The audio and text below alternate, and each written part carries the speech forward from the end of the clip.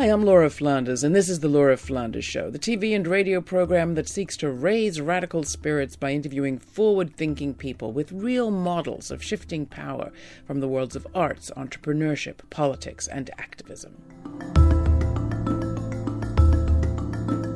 Not simply a symbol. This week on the show, acclaimed actress and activist Aunjanue Ellis, best known for her roles in The Help and Quantico, on her true-life mission to get the emblem of the Klan out of her home state flag, and why she won't shoot another film in Mississippi till it's done.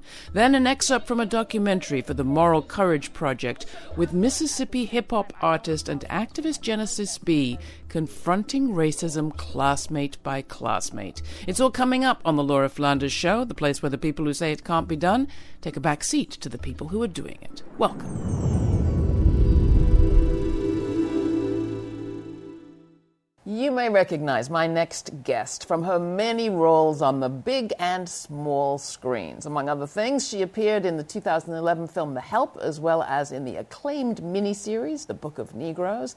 In ABC's Quantico, she played former FBI Assistant Director Miranda Shaw. Next up, you can see her in the highly anticipated If Beale Street Could Talk, directed by Barry Jenkins. What you may not know about her is that she is also an outspoken activist and a key figure in the growing movement to remove Confederate and racist symbols around this country. In particular, she's been fighting to get the Confederate symbol out of the Mississippi state flag. I'm happy to welcome Aunjanue Ellis to the studio to talk about this and more. Aunjanue, great to have you. I'm so happy to be here. I had such fun the other day. I got to go to an event, and there you were talking about the Mississippi state flag, and I said, Confederate History Month well, I won't say the word, coming up. Let's get you in here to talk about it. Yeah, thank you. Remind people what's the problem with the Mississippi state flag. It's been around not since the Civil War, but 1894, something like that? Yes, a very long time, to say the least. And the problem with the Mississippi state flag is that part of it is the Confederate saltire. So the saltire is what is in the left-hand corner of the flag. So that's called the saltire.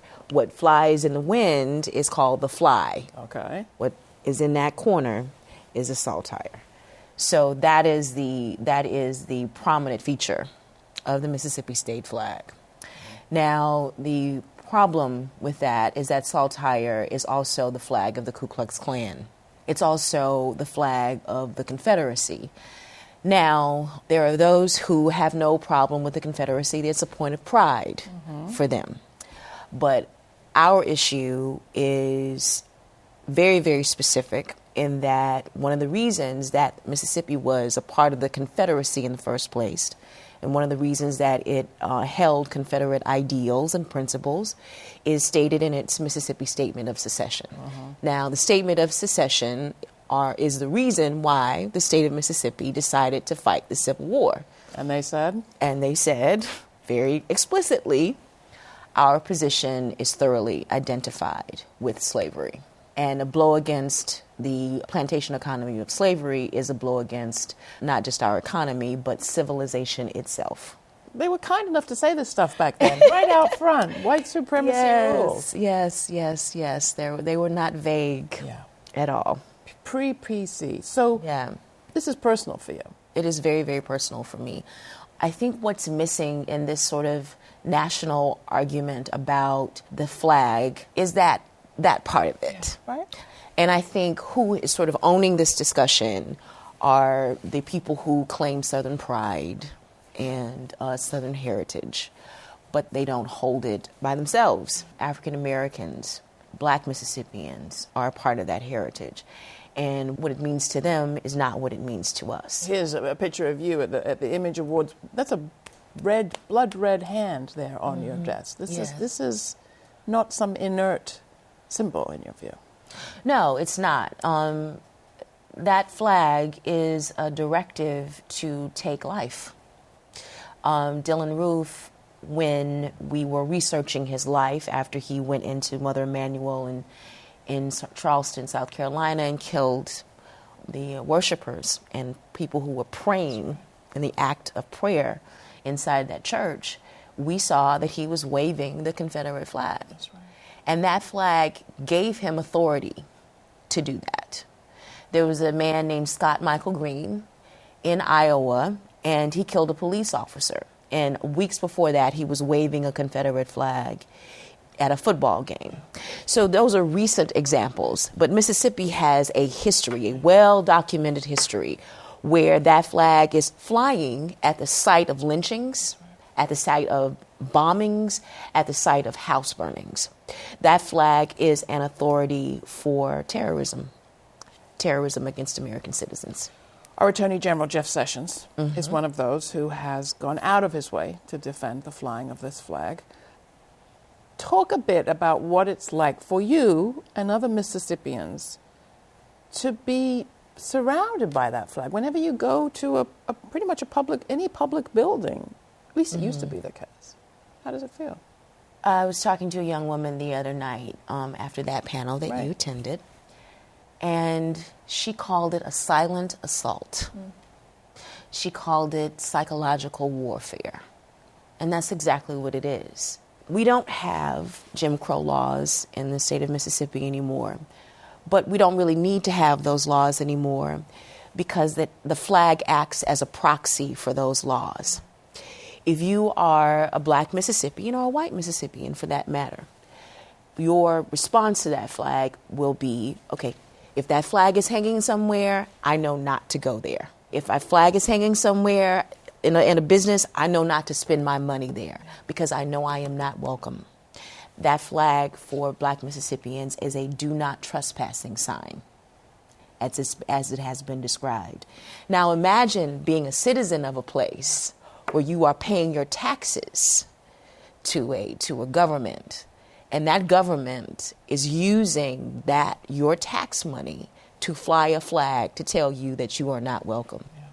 And by extension, mentioning Jeff Sessions' role, that's all of us. That's not just Mississippi. Yes. And here's the thing. We have been fighting this fight in Mississippi for a very, very long time. And, this whole idea of like monuments and flags, it really is about who controls the narrative of the American experience, right? So who's controlling the Mississippi narrative are folks who present themselves as people who are proud of the flag. But we're up here saying, no, we don't want this. This does not represent us. This is not representative of terrorism. This is terrorism against us. So we have been saying that for generations. The fight against this flag well preceded me, right? What's missing in the fight against this flag, against this symbol and this directive of terrorism against American citizens, are the voices outside of Mississippi. Is that because people, particularly up north, think, well, we don't want to be northern interventionists? It doesn't help the cause to have people from the north come in and side with critics of the Southern heritage, so-called? Right. Well, you had people like Mike Huckabee when he was running for office a few years ago. He was saying that, well, if someone tried to come in and tell us what to do with our flag in Arkansas, we would tell them what to do with it, But the fact of the matter is we are all citizens of this country, and we all bear the responsibility of citizenship. And so what affects us in Mississippi affects all of us. And if you are disaffected because the President of the United States is the President of the United States, what you have to realize is this idea of Southern pride, which is birthed in Southern strategy, all of that's coiled together, right?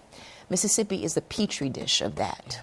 There would be no Donald Trump if there were not Mississippi and the culture and the socioeconomic reality that is Mississippi that is rooted in that flag. There would probably be no American capitalism either, at least not in the way that it is. Plantation politics being such a decisive, distinct part of our economic history. Yes. This is the Laura Flanders Show. I'm Laura. Touted as a sign of pride for some, the Mississippi state flag is an insult to others. And more than an insult, it's a not welcome sign, says my guest, actor and activist Anjanou Ellis. Bleeding, never speeding, so they see me. Keep it kosher, proper style. No way they can knock my style. All day long they jock my style. I don't care, I like it. Spending optimism, dropping this, they copy this and sharing it. Now they no comparative. They respect my narrative. My story bold. Underrated, oversold, keep it gold, Papa Tone.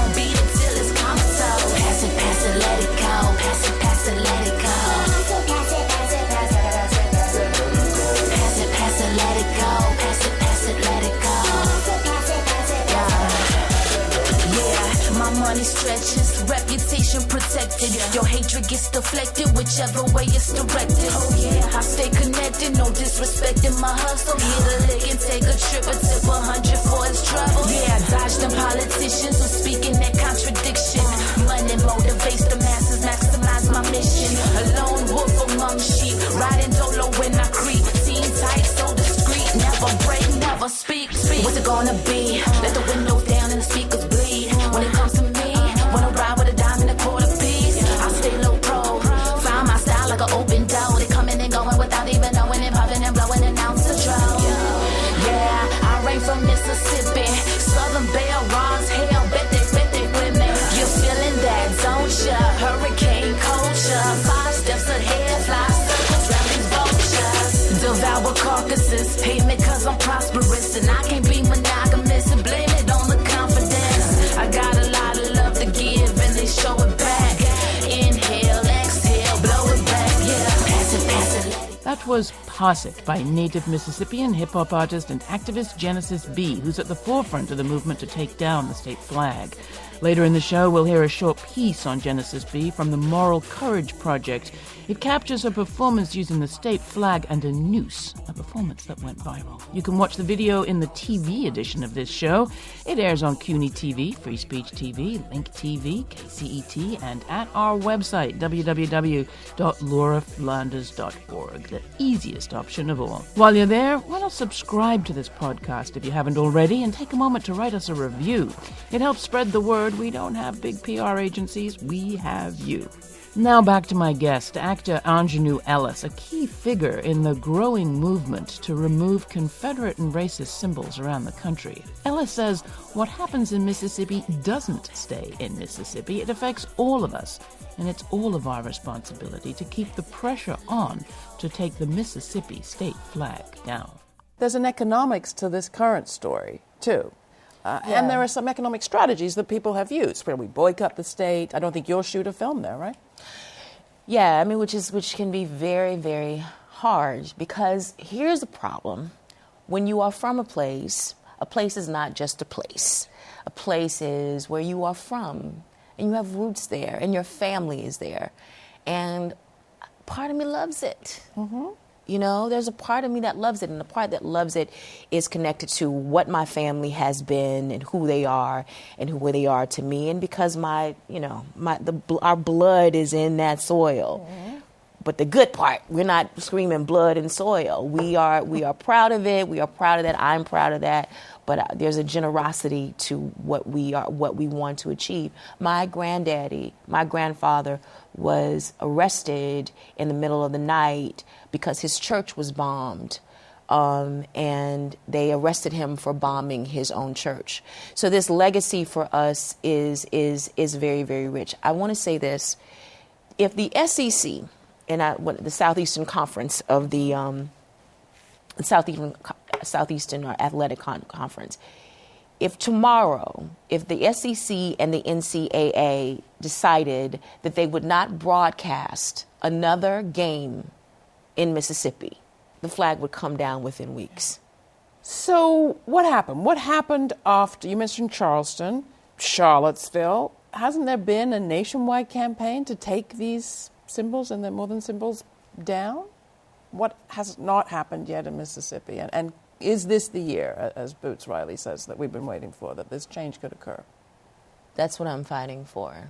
I'm fighting against this notion that folks who are outside of Mississippi have, that they can't intrude because it's Mississippi. Mm-hmm. I'm fighting against that notion. I'm fighting against that notion of we can't be northern aggressors. We can't be eastern elites. We can't be western elites. That's ridiculous. The rest of this country should look at what is happening in Mississippi and what has happened in Mississippi for generations in the same way it looks at the water crisis that happened in Flint, Michigan. So no one said, kids, their water is being, poisoned by lead. I can't get involved. Mm-hmm. No one had that reaction. But folks think that it's just a flag, so they'll deal with it. It's just Mississippi. But then what does that say about the courage of your own convictions? So your convictions, you're an actress. You've played some real people. You've got a great, extraordinary film coming up. If Beale Street Could Talk. You want to talk about that? Yes, I played a character named Aminata Diallo, and it was a miniseries that aired on BET. And I was particularly proud of it because it showed part of American history that folks don't know about. It portrayed African Americans who were enslaved, and they sided with the British because the British were promising them freedom. Oh, yeah, you know who it was? Yeah, if they, you know, it was my great-great-great-grandfather. Oh, if we're going to go there, but anyway, please do. Much better. Keep going. Yes. So they promised them freedom if they fought along with them, and they promised them freedom. They promised them land if they went to Canada, and so on and so forth. So they did that. Got to Canada, there was no land. There was all these broken promises. So anyway, Aminata is a fictional character that's based on those people. Okay, gotcha. Who did that migration. All right, so talk about If Beale Street Could Talk. Well, If Beale Street Could Talk is directed by Barry Jenkins. Barry Jenkins won the Oscar last year for Moonlight, and it's an adaptation of James Baldwin's wonderful book, If Beale Street Could Talk. It stars Regina King, Coleman Domingo, and all these really, Michael Beach, and all these really extraordinary actors. And somehow I got in it, and somehow I was cast in it as well as one of the supporting actors. And I think Barry Jenkins is one of the most exciting directors to come around in a very long time. I think he has a visual sense that is a wonderful thing to behold on camera and a wonderful thing to experience as an actor. So I haven't seen it, but I have great faith that it'll be good. And Baldwin's story is about a black man accused of rape, I think? Yes. Is that right? Yes. And it's about this mother's zeal to protect him in the face of that. Yeah. So do you think something's shifting? We talk a lot on this show about, we say it's the place where the people who say it can't be done take a backseat to the people who are doing it. When you look at the struggle around the Mississippi flag, that's a long struggle. Sure. We have to address that history and that legacy as it acts on us today before I think we can create the new. And that's clearly what you and the campaign you're part of is doing. At the level of our culture nationally and the culture that you're involved in, TV, movies, and all the rest, if you were to take stock, what would you say is happening? Are we making a shift? Is something significant happening? Or is Hollywood just waking up to a black audience out there? I think these things are cyclical. Yeah. I mean, James Baldwin was on television regularly. He was a regular pundit. Yeah. So it's not like we haven't been here before in some respects. I don't know whether the labor unions and their bosses really hate me. That doesn't matter, but I know I'm not in their unions. I don't know if the real estate lobby has anything against black people, but I know the real estate lobbies keep me in the ghetto. I think it's cyclical, and I think Zadie Smith said that in response to Donald Trump's election.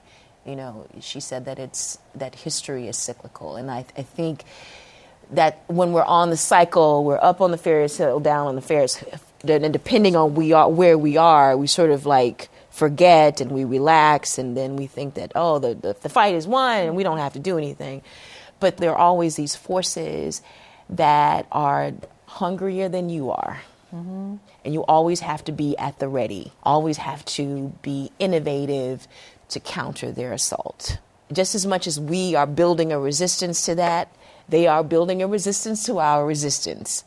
And we can't let our guard down. But I'm excited. Clearly. And I'm excited. And the reason why I'm excited is the panel that you came to at NYU was a result of their seeing the passion of myself and Genesis B, this wonderful hip hop artist who's from Mississippi, and these brave voices, and they're responding to that. And so that gave us a sort of national platform to talk about this, where we wouldn't have normally had that. Roland Martin, who was on that panel, he's allowed us to come on his show and talk about what's going on in Mississippi. And you've launched a campaign that people can be part of, right? Yes. How can they make a pitch? How can they be part of it? Well, one thing is, there are a couple of things you can do, a few things that you can do. One is that you can contact the governor of the state of Mississippi and tell him, listen, I am an American citizen and this is unconscionable. It's unconscionable in 2018. It was unconscionable in 1901. it's unconscionable. Take the flag down. Call your state representative, call your national congressmen, senators, your representatives in the House, and tell them you want that flag removed. Now, what you could say is, now see, that flag flies all over Washington, D.C. It flies at Union Station. It flies in the halls of Congress. You could call the mayor of D.C. and say, I don't want to give you business until you take that flag down. So you can take responsibility wherever you are. It's all of us taking our responsibility wherever we can. You can also follow us. We're at Take It Down America, at Take It Down America on Instagram, and we are at www.takeitdownamerica.com. All right, people, takeitdownamerica.com. You heard it from Ingenue Alice. Thanks so much for joining me. It's been great talking with you. Thank you so much. Genesis B is a hip-hop artist, activist, and Mississippian who's also been at the forefront of the movement to take down the state flag. In this film, for the Moral Courage Project, we follow her from New York back to her home state as she engages a childhood friend who has very different opinions on the flag and what it means. Take a look. The crowd had no idea what I was going to do. The promoters of the club had no idea what I was going to do. Mississippi just named April Confederate Heritage Month. They have the audacity to name April Confederate Heritage Month. I'm going to show you how I celebrate that.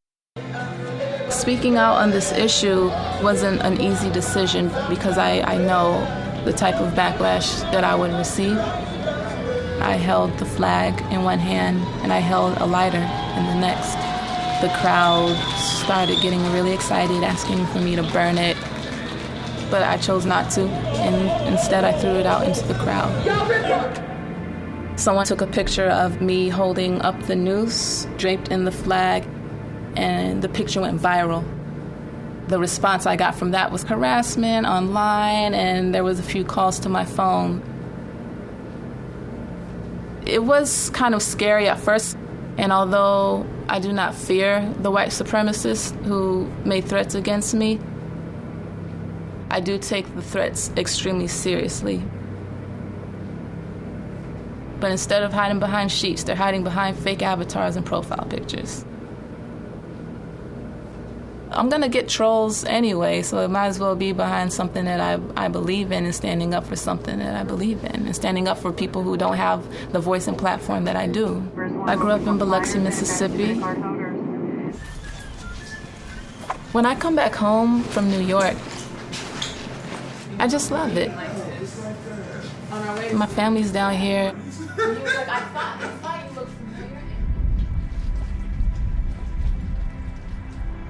But the Mississippi state flag still has the Confederate battle flag in the canton flying high. People see our flag, they associate Mississippi with the Confederate flag. But sometimes you got to get out of your comfort zone in order for change to happen. That's just always how it's been.